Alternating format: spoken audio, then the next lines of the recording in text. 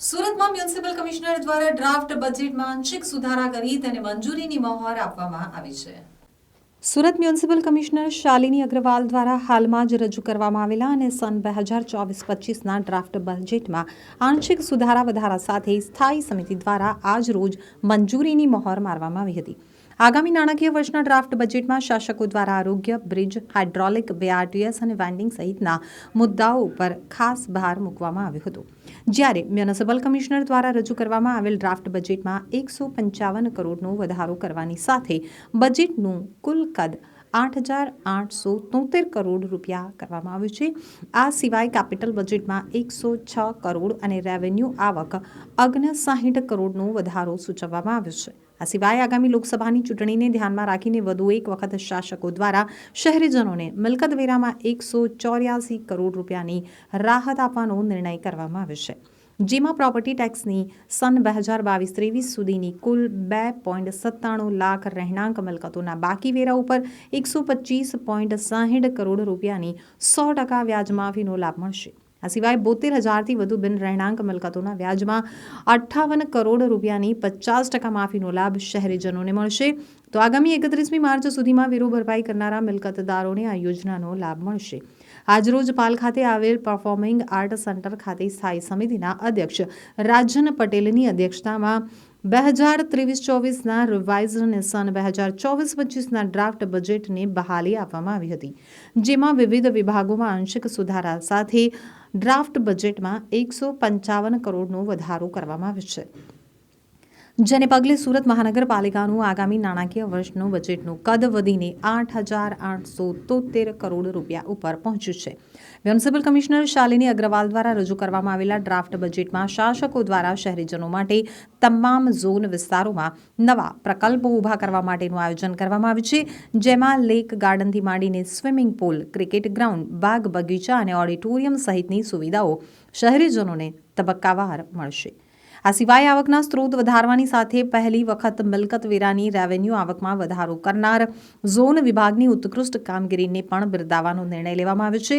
હાલમાં જ zero road ઉપર દબાણ હટાવવાની ઝુંબેશ દરમિયાન ફેરિયાઓને લારી ગલ્લાવાળાઓના ભારે વિરોધને ધ્યાને રાખી મહાનગરપાલિકા દ્વારા પહેલી વખત વેન્ડિંગ પરવાનગી ઉપર ધ્યાન કેન્દ્રિત કરવામાં આવ્યું છે, જેમાં અલગ અલગ વિસ્તારોમાં ફેરિયાઓને વેન્ડિંગના હેતુ માટે હંગામી ધોરણે વપરાશ માટે પરવાનગી આપવા માટે નીતિ બનાવવાની તૈયારીઓ શરૂ કરી દેવામાં આવશે। આ સિવાય જાહેર રસ્તા ઉપર ફેરિયાઓનું ન્યુસન્સ ઊભું ન થાય અને ફેરિયાઓને આજીવિકાને પણ ધ્યાનમાં રાખીને મનપાના પ્લોટોમાં ફેરિયાઓને વેન્ડિંગ માટેની પરવાનગી આપવા પણ નીતિ તૈયાર કરવામાં આવી છે। આ સિવાય કનકપુર ઝોનમાં સચિન, કનકપુર, કંસાડ, પારડી, કણદેર, તલંગપુર, પાલી અને ઉંબેડ સહિત આસપાસના વિસ્તારોમાં પાણીની સુવિધાને ધ્યાનમાં રાખીને જીયાવ ખાતે નવા વોટર વર્ક્સનો બજેટમાં સમાવેશ કરવામાં આવ્યો છે। તો સેન્ટ્રલ ઝોન વિસ્તારમાં પણ અલાયદા વોટર સપ્લાય સિસ્ટમ ઊભી કરવા માટે મર્યાદિત ક્ષમતાનો ઇન્ટેક વેલ સહિત વોટર ટ્રીટમેન્ટ પ્લાન્ટ પણ બનાવવાનો નિર્ણય લેવાયો છે, જ્યારે લિંબાયત ઝોનમાં વધતી જતી વસ્તીને ધ્યાનમાં રાખી પાણી પુરવઠાની માંગને પહોંચી વળવા માટે પાણી પુરવઠા યોજનાને સુદૃઢીકરણ કરવાનું આયોજન કરવામાં આવ્યું છે। ડ્રેનેજ વિભાગમાં છાપરાભાઠા ખાડીના મલિન જળને ઇન્ટરસેપ્ટ કરીને 25 MLDનું સુએઝ ટ્રીટમેન્ટ પ્લાન્ટ બનાવવાનું પણ આયોજન કરવામાં આવ્યું છે, જ્યારે છાપરાભાઠા કોસાડ ખાડી ઉપર RCC બોક્સ કલ્વર્ટ બનાવવા માટે અંગેની પણ તજવીજ હાથ ધરવામાં આવી છે। મ્યુનિસિપલ કમિશનર શ્રી દ્વારા રજૂ કરેલ સુરત મહાનગરપાલિકાનું સને 2024-25નું 8,718 કરોડના બજેટમાં 155 કરોડનો વધારો કરી 8,873 કરોડનું સને 2024-25નું બજેટ સ્થાયી સમિતિએ મંજૂર કરેલ છે, જેમાં કેપિટલ કામો પાછળ 106 કરોડ અને રેવન્યુ કામો પાછળ 49 કરોડનો વધારો સૂચવેલ છે।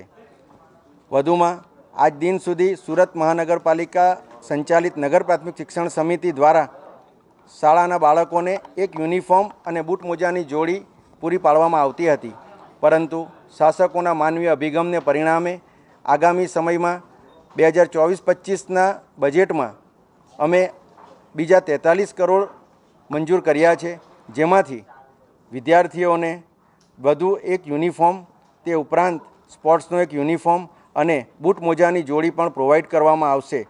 તે ઉપરાંત કંપાસ બોક્સ, નોટબુક્સ અને વોટર બેગ પણ કોર્પોરેશન પૂરી પાડશે।